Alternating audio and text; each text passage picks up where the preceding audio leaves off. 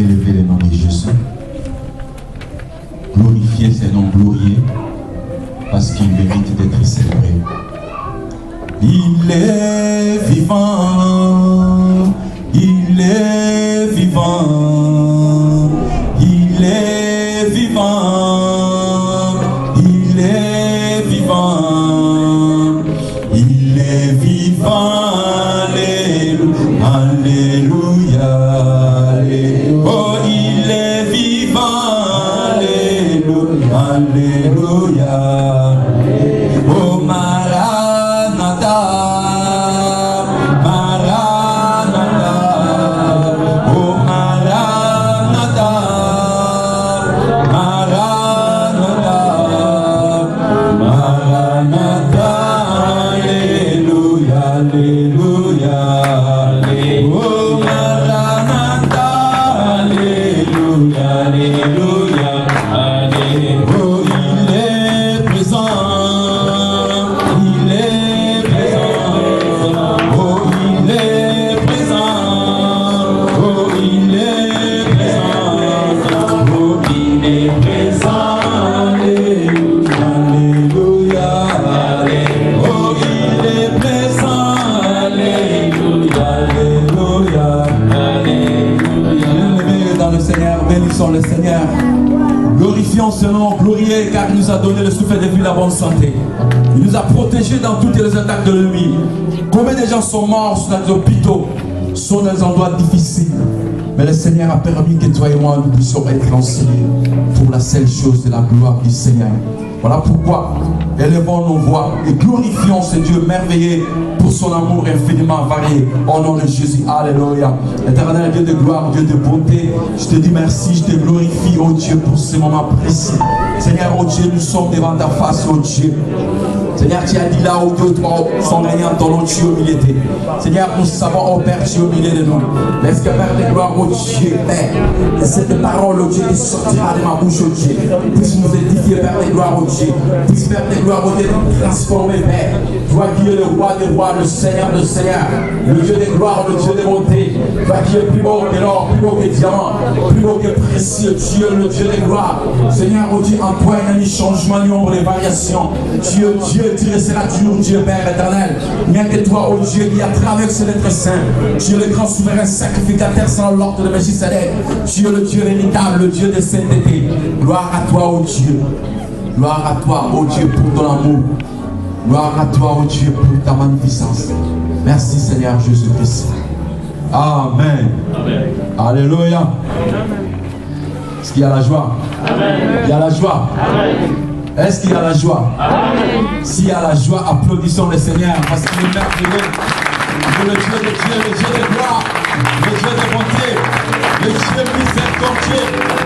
Le roi des rois, le Seigneur des seigneurs. Son nom c'est Jésus, Jésus, Jésus, Jésus. Oh, il est le roi, il est le roi, il est le roi des rois, le Seigneur des seigneurs. Son nom c'est Jésus, Jésus, Jésus, Jésus. Oh,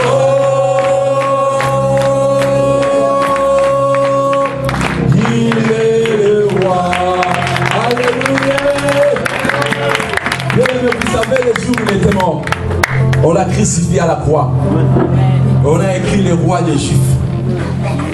Et les gens sont venus pour dire à Pilate, enlève ce qu'on a écrit. Pilate a dit, ce qu'on a écrit est écrit. Alléluia. Amen. Le roi des Juifs, le roi des rois, la seule personne qui a traversé notre sein. Il a vaincu le monde. Il est venu, il nous a transformés. Il nous a pris là où nous étions dans la captivité du diable. Dans la boue, il nous a ramassés. Il nous a fait asseoir avec de grands. Alléluia. Amen. Il est merveilleux. Alléluia. Amen. Prenons nos Bibles. 1 Samuel 13.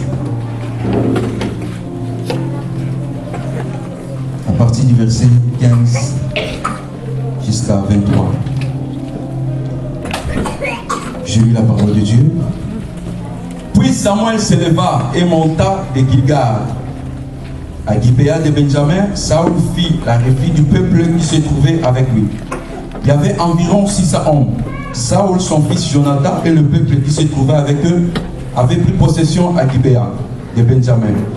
Et les Philistins campaient à Micmac.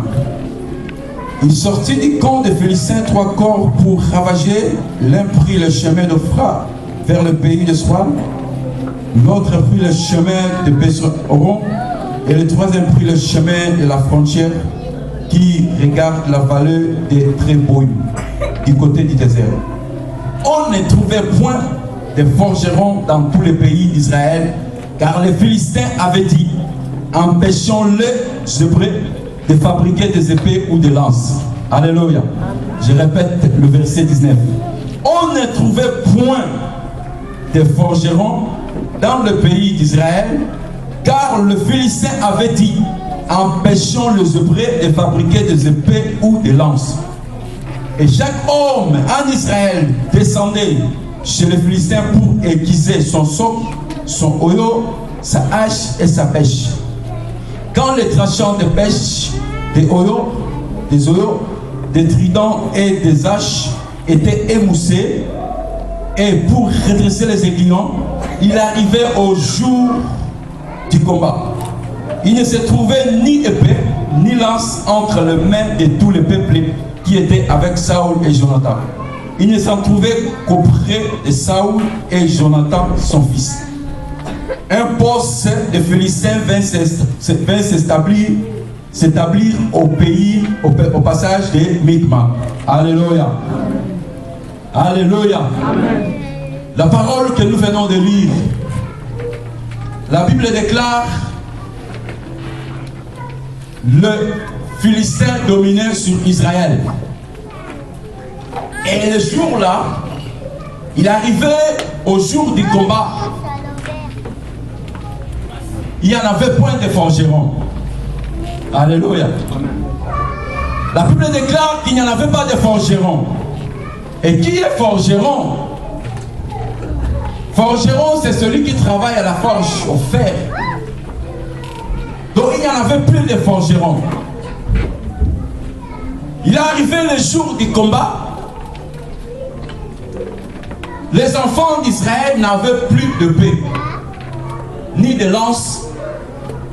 Parce que la Bible dit ici, les Philistins avaient empêché les Hébreux de fabriquer des lances, des épées.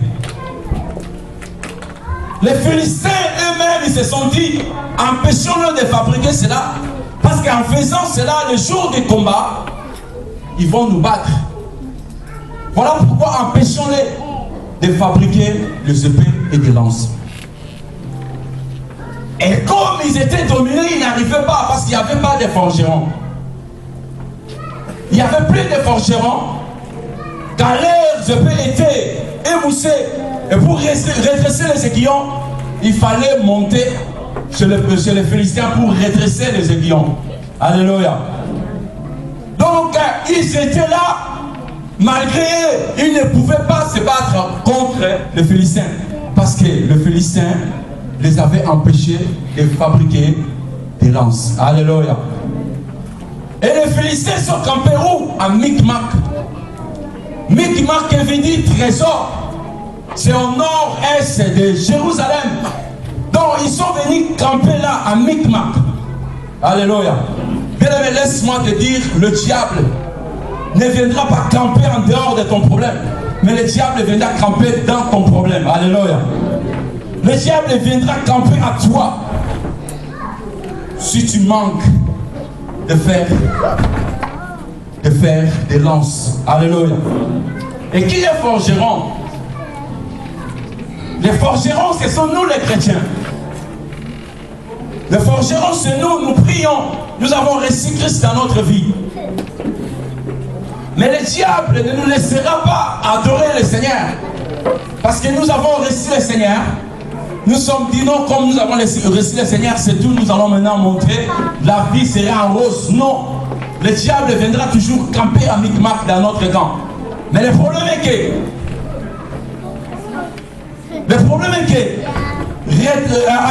ayons les épées en nous, afin que nous puissions nous combattre contre le diable. Alléluia. Le diable est venu, les Philistins sont venus. Ils ont campé à Micmac. Et ils n'avaient plus de force. Et le jour-là, le jour du combat, la Bible déclare qu'il n'y avait que le roi Saoul et son fils Jonathan qui avaient les épées. Mais comment pouvez-vous battre avec quelqu'un qui a des armes et vous n'avez pas? Comment tu peux te battre avec lui? C'est pour cela que l'ennemi est entré maintenant dans nos vies. Alléluia. L'ennemi ne viendra pas camper en dehors, dans l'assemblée des saints, dans l'assemblée que nous sommes. L'ennemi viendra camper. L'ennemi viendra regarder celui qui prie ou celui qui ne prie pas. Il ne va pas venir en dehors, mais il va venir ici, là où le Seigneur a dit, là où 2 ou 3 sont réunis en son nom, il est parmi eux. Le diable aussi viendra parmi eux. Alléluia. Pour camper, pour voir, pour anéantir, pour disperser les gens, afin qu'ils aillent en enfer. Mais le souhait de Dieu est que tout le monde parvient à la connaissance, à la connaissance de Dieu. Alléluia. Mais le diable, premièrement, qu'est-ce qui va nous empêcher? Il va nous empêcher de prier. Il va nous empêcher de prier parce qu'il sait, en priant, il ne peut pas t'atteindre. Alléluia.